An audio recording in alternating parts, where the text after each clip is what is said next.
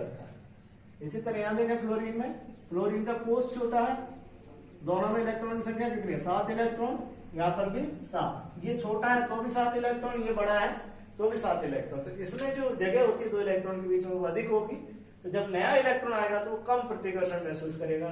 जब प्रतिकर्षण कम होगा तो आसानी से जुड़ेगा, तो ज्यादा ऊर्जा निकलेगी। हम कह रहे हैं वर्ग में नीचे जाने पर ऊर्जा के मान में कमी होती है, इलेक्ट्रॉन लब्धि एंथैल्पी के मान में कमी होती है, लेकिन यहाँ पर हम देखते हैं फ्लोरीन से क्लोरीन की अधिक होती है। इसी तरह से सल्फर से ऑक्सीजन से सल्फर की अधिक होगी, और ऐसे भी क्लोरीन की ज्यादा, सल्फर की ज्यादा, फास्फोरस की अधिक होती है। तो इस तरीके से हम देख पा रहे हैं कि जो ये आवर्त है हमारे पास, दूसरे आवर्त से तीसरे आवर्त की इलेक्ट्रॉन लब्धि एंथैल्पी अधिक होगी। बाकी सारा नियम को फॉलो करेगा। केवल जो तीसरा आवर्त है ये दूसरे आवर्त के साथ में अपवाद दर्शाता है।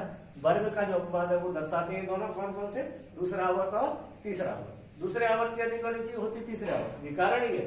तीसरे आवर्त में कोषों की संख्या 3, 7 इलेक्ट्रॉन। दूसरे आवर्त में कोषों की संख्या 2, 7 इलेक्ट्रॉन। दूसरा कोष का आकार छोटा, तो जब इलेक्ट्रॉन जुड़ेगा तो अधिक प्रतिकर्षण महसूस करेगा, यहाँ पर इलेक्ट्रॉन जुड़ेगा तो कम प्रतिकर्षण महसूस करता है। प्रैक्टिकली भी है, व्यवहारिक से जोड़ देते हैं। एक कमरा है छोटा, उसमें 7 लोग रह रहे हैं, और एक कमरा बड़ा है उसमें 7 लोग रह रहे हैं। तो गेस्ट आता है, तो जब वो छोटे कमरे में घुसेगा तो उसको ज्यादा प्रतिकर्षण महसूस करना पड़ेगा। सब लोग कहेंगे इसको हटाओ, हम इसको जगह नहीं है, हम इसको नहीं रख सकते। अगर कमरा बड़ा है, हॉल है, उसमें 7 ही लोग रह रहे हैं, उतने ही लोग हैं, तो वो कहेंगे ठीक है यार उसमें भी तो पास हो रहे हैं, हम थोड़े से पास हो जाएंगे और उसको वो एडजस्ट कर लेगा। तो जब इलेक्ट्रॉनों की संख्या समान है और कोष बड़ा है तो अधिक प्रतिकर्षण के कारण इसमें इलेक्ट्रॉन आसानी से जुड़ेगा नहीं और इसमें आसानी से जुड़ जाएगा। जब आसानी से जुड़ जाएगा तो अधिक ऊर्जा मुक्त होगी, तो फिर इसकी इलेक्ट्रॉन लब्धि एंथैल्पी भी अधिक होगी। तो यहाँ पर अपवाद 2 जगह, एक तो हम देख रहे हैं कि एक आवर्त में है, दूसरा देख रहे हैं हम वर्ग के अंदर भी दूसरा तीसरा आवर्त आपस में अपवाद शो करता है। तो ये हो गया हमारा नेक्स्ट गुण, इलेक्ट्रॉन लब्धि एंथैल्पी। तो यहाँ पर हमने दोनों चीजों को देख लिया अभी, आयनन एंथैल्पी और इलेक्ट्रॉन लब्धि एंथैल्पी। इसमें एक के अंदर इलेक्ट्रॉन जोड़ा था, इलेक्ट्रॉन लब्धि एंथैल्पी के अंदर नाम ही इसका ऐसा है, इलेक्ट्रॉन गेन एंथैल्पी, यानी इलेक्ट्रॉन जुड़ रहा है। और एक आयोनाइजेशन एंथैल्पी, आयनन एंथैल्पी, इसका मतलब इसका आयोनाइजेशन कर रहे हैं, आयनीकरण कर रहे हैं, इसके लिए इलेक्ट्रॉन को परमाणु से बाहर निकाला जाता है। तो यहाँ तक का एप्लीकेशन हमने देख लिया। गुण हो गया हमारे पास, एक तो हो गया हमारे पास परमाणु की त्रिज्या, आयतन उसी से रिलेटेड कर दिया था। इसके साथ में ही हमने आयनन एंथैल्पी, इलेक्ट्रॉन लब्धि एंथैल्पी, उसके साथ में नेक्स्ट गुण है वो है विद्युत ऋणता। सबसे पहले डेफिनेशन की बात करें तो डेफिनेशन की बात करते हैं, किसी तत्व द्वारा इलेक्ट्रॉनों को, इलेक्ट्रॉन होते हैं बॉन्ड के, जैसे ये XY एक मॉलिक्यूल है और बॉन्ड के इलेक्ट्रॉन है, ये बॉन्ड के इलेक्ट्रॉन है। बॉन्ड के इलेक्ट्रॉन हमेशा बीच में रखे जाते हैं। बीच में क्यों रखे जाते हैं बताऊंगा। बीच में इसलिए रखे जाते हैं क्योंकि साझे के द्वारा ही बॉन्ड बना है। और जब साझा होता है तो क्या होता है, शर्तें होती हैं। साझा बिना शर्तों के नहीं हो सकता। शर्तें ये होती है साझे की कि हमने जो पैसा लगाया है वो बराबर होना चाहिए। जैसे मैंने 10,000 रुपए दिए तो सामने वाला 10,000 देगा, तब तो साझा है। तो पहली शर्त तो यही होती है कि सामने दोनों बराबर के हों, बराबर की पार्टी हो साझे के लिए, और जितना पैसा वो दे रहा है उतना पैसा हमने, तब जाके वो बॉन्ड सहसंयोजक बॉन्ड होगा, अदरवाइज दूसरा बॉन्ड हो जाएगा। तो हमने बात की कि इसमें दोनों के द्वारा समान धन दिया जाता है साझे में। दूसरी चीज, साझे में जितना प्रॉफिट होगा या लॉस होगा उसका आधारित से दोनों का समान अधिकार होता है।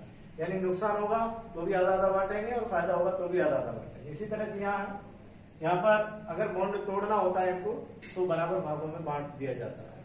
उसके बाद बात कर रहे हैं कि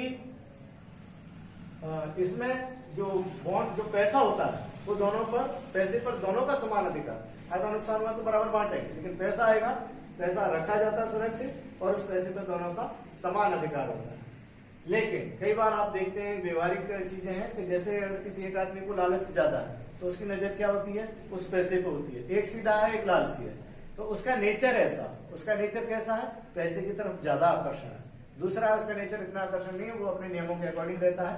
तो यहाँ पर भी क्या हुआ, यहाँ पर भी दो परमाणु ने आपस में बॉन्ड बनाया, साझा वाला बॉन्ड बनाया जिसको सहसंयोजक बंध कहते हैं, साझे के द्वारा बंध बना। अब इन साझे के द्वारा बंद हो गए, दोनों इलेक्ट्रॉन यहाँ पर रख दिए बीच में, जो नियम और शर्त होती है नहीं, ठीक है, सहसंयोजक बंध है तो इलेक्ट्रॉन बीच में होने चाहिए, बीच में रहेंगे, दोनों का बराबर हक दोनों इलेक्ट्रॉन पर रहेगा। जितना हक इसके इलेक्ट्रॉन पर बाई का है उतना ही हक बाई के इलेक्ट्रॉन पर एक्स का। लेकिन किसी एक तत्व का नेचर ऐसा हो सकता है जो बंध के इलेक्ट्रॉनों को अपनी ओर आकर्षित अधिक करता है। एक्स उतना आकर्षण नहीं दर्शाता इसके ऊपर जितना बाई दर्शाता है।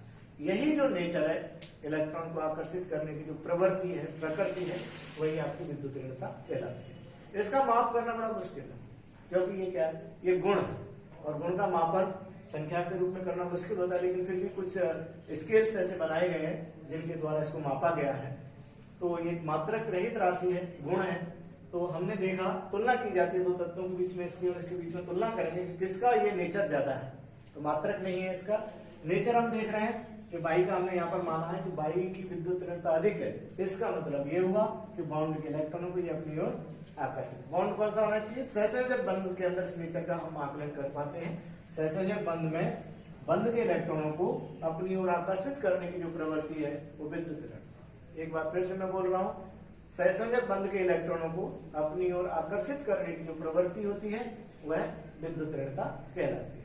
तो यहाँ पर विद्युत ऋणता की डेफिनेशन आ गई। अब बात करते हैं एक आवर्त में बाएं से दाएं जाने पर। तो एक आवर्त में बाएं से दाएं जा रहे हैं।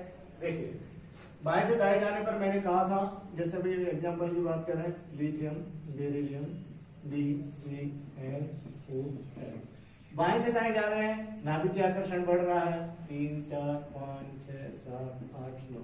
नाभिकीय आकर्षण बढ़ा, जितना ज्यादा नाभिकीय आकर्षण होगा इलेक्ट्रॉन को अपनी ओर आकर्षित करने का नेचर उतना ही अधिक होगा। मैंने आपको कहा जो पॉजिटिव ज्यादा है तो इलेक्ट्रॉन चाहे बंध के हो या खुद के हो या किसी के भी हो, जहां भी नेगेटिव पार्टिकल्स हैं उसको जितने ज्यादा प्रोटॉन होंगे उतना ज्यादा वो आकर्षित करेगा। तो यहाँ पर भी सेम है, ये है इसके पास 3 है तो बंध के इलेक्ट्रॉन को कम आकर्षित करेगा। यहाँ पर 4 है, बंध के इलेक्ट्रॉन को अधिक आकर्षित करेगा। यहाँ पर 8 है तो और ज्यादा आकर्षित करेगा, या 9 है तो बहुत ज्यादा आकर्षित करेगा। तो हम देख रहे हैं कि एक आवर्त में बाएं से दाएं जाने पर, एक आवर्त में बाएं से दाएं जाने पर विद्युत ऋणता के मान में वृद्धि होती है। तो यहाँ पर विद्युत ऋणता के मान में बड़ी वृद्धि हो रही है। क्यों? क्योंकि प्रोटॉनों की संख्या में वृद्धि। यहां तक क्लियर हुआ। अब उसके बाद बात करते हैं इस आवर्त में कोई अपवाद नहीं है। आवर्त में बाएं से दाएं जाने पर विद्युत ऋणता के मान में वृद्धि। क्यों वृद्धि? इसीलिए वृद्धि है क्योंकि जो नाभिक के अंदर प्रोटॉनों की संख्या बढ़ रही है, यानी नाभिकीय आकर्षण बढ़ रहा है। जब इसका नाभिकीय आकर्षण ज्यादा होगा, इसका खिंचाव ज्यादा होगा, तो बॉन्ड के इलेक्ट्रॉन को अपनी ओर खींच रही है। तो बॉन्ड के इलेक्ट्रॉन को अपनी ओर खींच रहा है, इसका मतलब इसका वो नेचर है, इलेक्ट्रॉनों को अधिक आकर्षित करने की प्रवृत्ति है। तो इसी को हमने विद्युत ऋणता कहा। तो विद्युत ऋणता एक वर्ग में एक आवर्त में बाएं से दाएं जाने पर बढ़ता है। दूसरी बात करते हैं वर्ग की। वर्ग को देख लीजिए, जैसे मान लीजिए ये हमारे पास परमाणु एक्स और ये वाई। अब इसका साइज ही बहुत बड़ा हो गया। मान लीजिए वर्ग में नीचे वाला तत्व है तो साइज बड़ा हो गया तो बाहर तक तो नाभिकीय आकर्षण पहुंच ही नहीं पाता। जहां पर उसको जाना चाहिए बॉन्ड के इलेक्ट्रॉन को परमाणु से बाहर होंगे, इसका तो नाभिकीय आकर्षण परमाणु तक भी पूरा नहीं हो पा रहा, अपने इलेक्ट्रॉनों को नहीं बांध पा रहा, तो दूसरे पर आकर्षण कहां से डालेगा? जब आकर्षण कम है इसका मतलब बॉन्ड के इलेक्ट्रॉन को कम आकर्षित कर रहा है, इसका मतलब विद्युत ऋणता कम।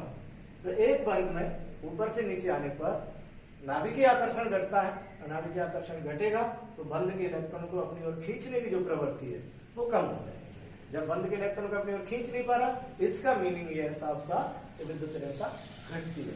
तो वर्ग में नीचे आने पर विद्युत ऋणता घटती है और आवर्त में बाएं से दाएं आने पर विद्युत ऋणता बढ़ती है। इसमें कोई अपवाद नहीं है।